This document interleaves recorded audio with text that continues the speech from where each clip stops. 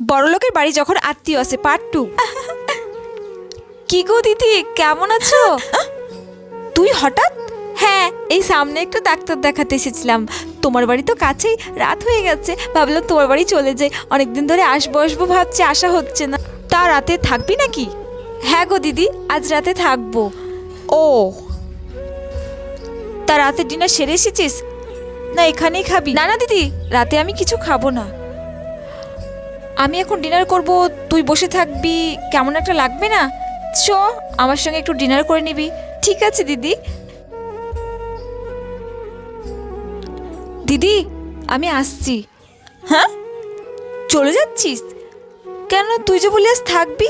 না দিদি, আমি আজ আসি, আমি ঠিক চলে যেতে পারবো। ও আচ্ছা, ঠিক আছে, যাচ্ছিস যখন যা। এই ভিডিওটি ভালো লাগলে লাইক করে চ্যানেলটিকে সাবস্ক্রাইব করে যে। আর ভিডিওটি শুধুমাত্র এন্টারটেনমেন্টের জন্য, কেউ সিরিয়াসলি নেবে না। Thank you.